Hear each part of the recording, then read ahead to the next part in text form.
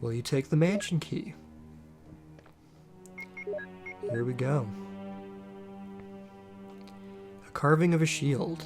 And now the name has changed to Shield Key because we examined it.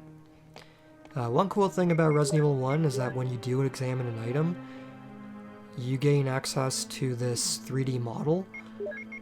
And that's not in Resident Evil 2 and 3. Beretta M92FS automatic loaded with 9mm bullets. Yeah, in Resident Evil 2 and 3, when you examine items, it's just a 2D picture. So this is pretty cool. But in Resident Evil 2 and 3, when you stand still, your character is breathing. And in Resident Evil 1, your character kind of acts like a statue. So you gain some details in certain areas, and then you lose other details in other areas. It's fine. Actually, I'm gonna go through this door. Right here. So we can move the staircase over here to get the map. I don't usually read the map in this game. The mansion isn't that confusing once you learn it. It's pretty small and compact compared to the areas in later games. So probably won't be checking the map that often. And this hallway is kind of pointless on GOG. Ah, crap. How embarrassing. I usually walk around that guy, but that time I got hit. Normally there would be increments here, but because we're playing the GOG version on Jill's campaign, there's nothing in that hallway. So we basically got hit for no reason, but I guess I wanted to show off the hallway. Whoops. I'm playing this with a PS5 controller. Alright, this is the L-shaped hallway, one of the most famous settings in Resident Evil history. Because of the jump scares. Alright, that's one dog. A lot of people report getting scared by this section. Because they don't expect the dogs.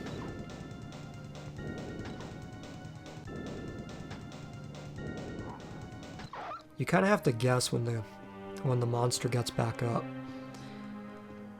Because he's out of frame, right? Alright, we found some more bullets. We're making up for what we lost, which is good. Yeah. That's one dead dog. Okay. Can we examine the window? Ah, no text descriptions. Not for these ones. Not for these windows. Alright. We can also move this dresser. You can kind of tell it's not part of the background because it's an in-game asset. But there's nothing under there. Alright. Let's move on. There's a green herb over here. Sure, I'll pick it up. Might as well, considering we're very close to the item box. If we go in here, we can enter the bathroom, but there's literally no purpose to this room. Nothing useful. Exactly. It literally tells you. But if you're playing as Chris, then that room does serve a purpose, because you can find a small key in the bathtub. But on Jill's campaign, we have the lockpick, so we don't really need to find small keys. Alright. First power weapon of the game. We have the shotgun. How could I say no to will you take the shotgun?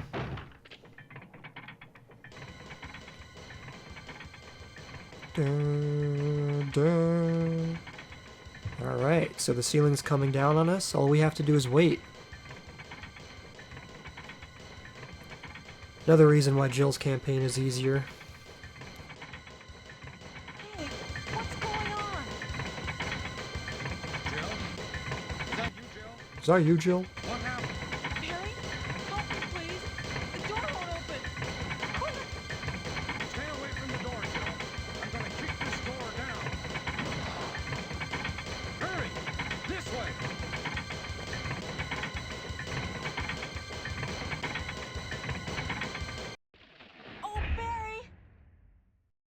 was too close. You were almost a Jill sandwich. You're right. Barry, thanks for saving my life. But Barry, didn't you say you're going back to the dining room to do some research? Why on earth are you here? I just had something I wanted to check. Now, let's get back to searching for the lost captain and Chris, shall we? Thank you, Barry. Yeah. Yeah, as I was saying, on Chris's campaign, you actually have to replace the shotgun with a broken shotgun, and that's how you prevent the ceiling from caving in on you. But on Jill's campaign, you can just wait for Barry, and he'll come and save you. Ah, crap, I messed that up. Get off me. Let's pick up another green herb. Yeah, we're on orange caution, so it's probably best to heal. Alright, so healing. You find green herbs, you can combine them, and then you eat them, and then you heal yourself. You can also use a first aid spray to fully heal yourself. And then we also have red herbs and blue herbs. Blue herbs cure poison. Red herbs combined with the green herb will heal you fully. So they're important as well. Yes, I'll take the chemical. Alright, and this is the item box, where we can store items. Our inventory is full, so let's put away the shield key and withdraw the handgun ammo. Whoops. So we have 67 bullets in reserve, in addition to the 15 bullets that are already loaded. Let's put away the shotgun, because we don't need to use it right now. Put away the first aid spray. Put away the combat knife. Combat knife is pretty useless in this game. There's only one time you need to use it.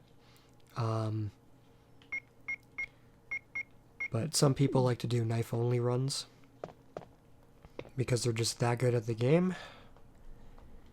I am not that good. Let's save over this one. Yeah, first save. There are no checkpoints in this game. If you die, you have to reload at your last manual save. Aha, you didn't bite me that time, which is good. So this area is kind of narrow, so I'm just going to deal with these zombies over here, because we're going to be running through here later on. And you can tell they're dead if they have a blood puddle forming beneath them. But this guy is not dead. I'm going to run a little bit further so I can see the zombie coming down the hallway.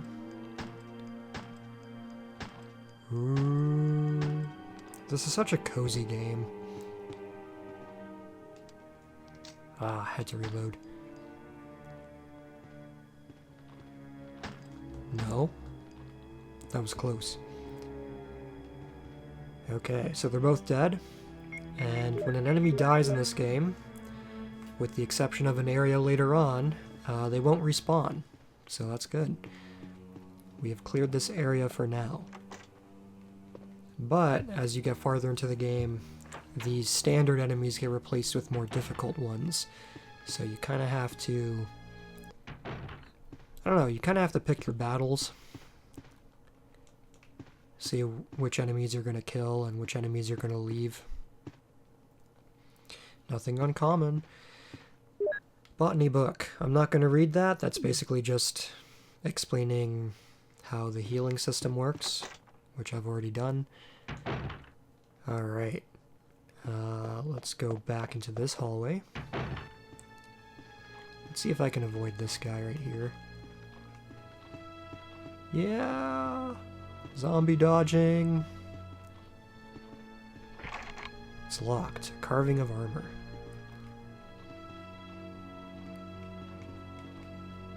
Come on. Gotta wait for him to get confused. Yep, there we go. Gotta wait for that right moment. Barry! Jill, what's going on? Any clues? No, but something's wrong with this house. Whoa. This hall is dangerous. Maybe it's better to secure our escape route first. There must be a back door somewhere. Let's try to find it first, shall we? Okay, let's separate again. Just a moment. I found something. What is it? It's a weapon. It's really powerful, especially against living things. Better take it with you. But how about you, Barry? I have this. Thank you. I'll take this then.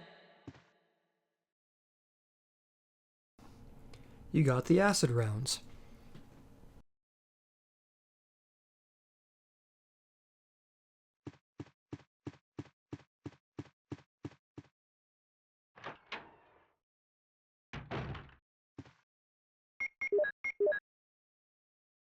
Powerful rounds for the bazooka. You know, it's kind of messed up that they have acid rounds.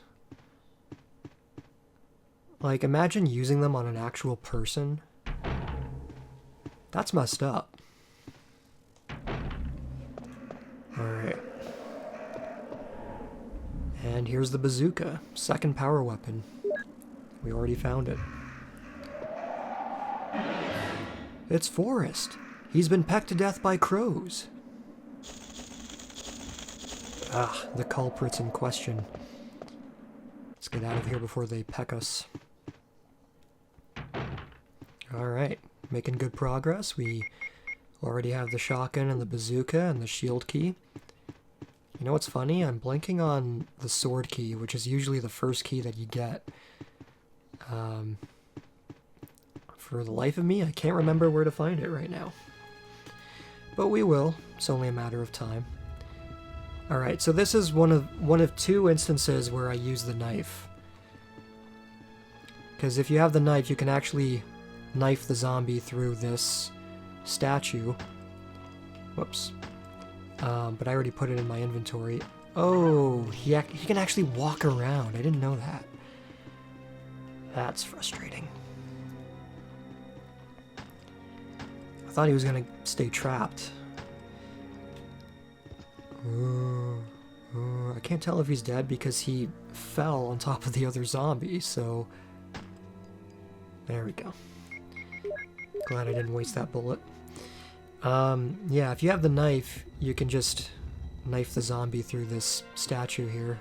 And that's one of two times where I actually use the knife. Except for this playthrough where I'm only going to use it one time later on. Okay, so in this puke-colored room, or section, I should say, the zombies don't actually grab you. They only puke on you. So you can just walk around them without worrying about them grabbing onto you. The howling of an animal can be heard on and off. Ugh. Ah, I guess I was wrong. They can grab you in this section. That's weird. I didn't think they could. God damn it. Yeah, give me as many environmental details as possible. For whatever reason, I don't like reading about environmental details in books, but I like reading them in video games. Don't know why. Probably because in video games there are only a couple sentences and they kind of mesh well with the visual storytelling. Ugh, that's unfortunate. We're already out of a first aid spray. It's fine, it's fine. Vitamins and serums. So this is the second save room. A save room will always have a typewriter and an item box and peaceful music, so we don't have to worry about any monster breaking through while we're in here. Let's put away the bazooka and the acid rounds, and we are good to go. I am doing a terrible job at dodging zombies. It's probably because I'm recording. It's a golden rule of Let's Plays that whenever you're recording, part of your brain shuts off and you lose your skill